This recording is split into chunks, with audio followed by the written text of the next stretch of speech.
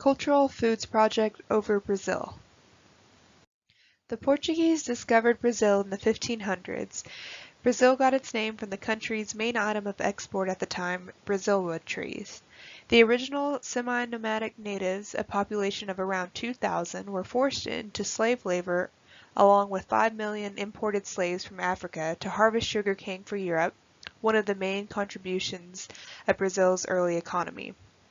Independence of Brazil was gained in 1822 and slavery was ended in 1888. During the 1800s, Brazil produced and supplied more than half of the entire world's coffee. Today, the combinations of the history of Brazil along with the factors such as climate and higher availability of goods have all influenced a diversified cuisine for the country of Brazil. Geography is the major influential factor for food habits for most any country. It has always been a matter of using what is at hand. The geography of Brazil and South America is hot and humid and includes the Amazonian rainforest, making the climate ideal for their main crops produced. That includes soybeans, coffee, cocoa, and tropical fruits. The Portuguese maintain a strong influence on Brazilian cuisine, originating from the time they settled in Brazil in the 16th century. Their incorporations include dried and salted cod, linguiça, which is a spicy pork sausage, stews known as cocidos made with many different meats and vegetables, shown in the picture at the top left, and a variety of sweet desserts based on sugar and egg yolks, such as caramel custards and corn called canjica, or rice puddings flavored with coconut called pão de arroz. Africans introduced their traditional food habits that includes dende oil, which is just palm oil, okra, peanuts, and dried shrimp. They also added the spicy aspect of foods, in particular the malagueta pepper. Roman Catholicism was and still is the dominating religion of Brazil.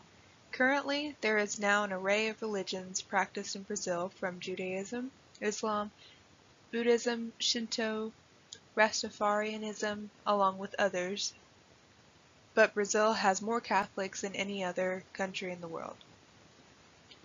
Christmas Eve dinner is a Catholic tradition at which lechon, or suckling pig, is typically served. Lent is also a holiday that influences their food habits. Lent involves fasting from meat besides animals associated with water habitats. Lent specialties include alligator, armadillo, capybaras, iguanas, turtles, and fish.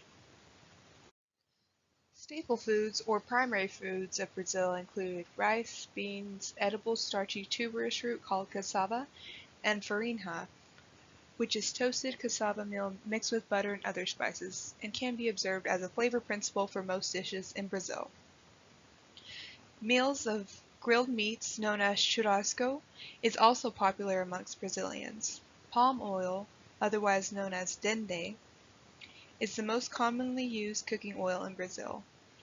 Its use has been controversial, as it contributes to the destruction of the African palm oil tree forests, which are not being grown sustainably and resulting in massive destruction of wildlife habitats. Some would argue it's always been a major part of their food culture.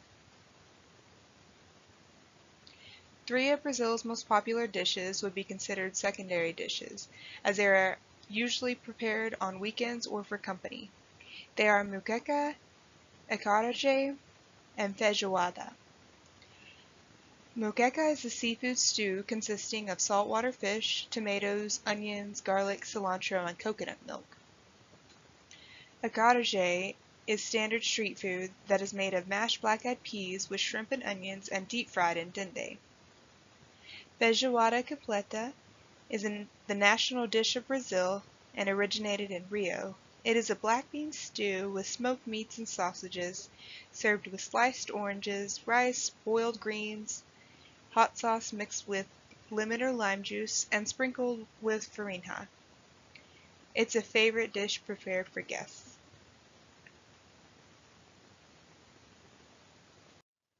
Overweight and obesity is prevalent in Brazil. 52% of Brazilians have a BMI greater than 25, and reports on obesity show rates of a BMI greater than 30 in 19%. Traditional diets low in caloric density and high in fiber were associated with lower BMI. Of course, with obesity and high BMI, heart disease, high blood pressure, and type 2 diabetes are soon to follow. Deficiencies in iron and vitamins A and C are also common, which is due to most people living in poverty who aren't consuming adequate amounts of protein from meat and the monotonous intake of only core foods for the poor, which is rice and beans. Sugary snacks, sweets, and beverages are also a contributing factor.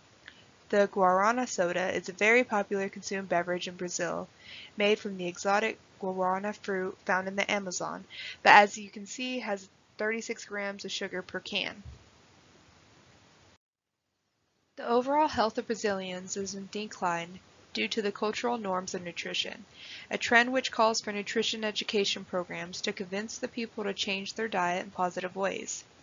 National food assistance programs are a necessity if the country is to climb out of its current health crisis and find a more productive way to live via its nutrition.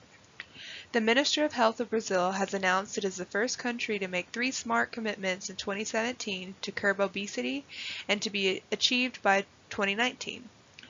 These commitments include stopping growth in the adult obesity rate, reducing consumption of sugar-sweetened beverages among adults by at least 30%, and increasing the proportion of adults who regularly eat fruit and vegetables by at least 17.8%. SMART stands for specific, measurable, achievable, relevant, and time-bound, all of which sets the guidelines of how Brazil is to break the obesity trend. The Minister of Health plans to back up these promises by outlining the measures to attain these 3 commitments that include nutrition education and nutritious meals for public schools, reduce the sodium and sugar content in processed foods, revise food labeling regulations to reflect the amount of added sugars, restrict advertisement and sales of processed foods in health and education centers, promote breastfeeding, increase physical activity facilities, and improve access to care for people who are overweight and obese. I chose to prepare a feijoada because it's Brazil's national dish, and I believe that this dish represents the country's tastes. Reading about the dish and how it is prepared led me to want to sample their flavor profiles, which I found to be delicious and filling. This dish has heavy African influence dating to the times of slavery when they had to get creative with any leftovers they were offered, mainly beans and unwanted pork parts such as feet, tails, and ears. I did not use any pork parts in my dish, and I cooked kale for my greens. The dish is very rich in flavor, and the orange slices are a nice break from the heartiness of the stew. The flavors came together well, and I was surprised to actually enjoy this cuisine. Food culture is a collection of customs and beliefs brought to an area over time that turns into traditional ways of production and consumption of foods. Although such food choices are a part of the historical Brazilian culture, the climbing numbers of obesity need to be a catalyst to reformulating these traditional dishes with healthier ingredients if we want to see the rates of obesity decline. The SMART initiative is undoubtedly on the right track by taking the right measures they've committed to take.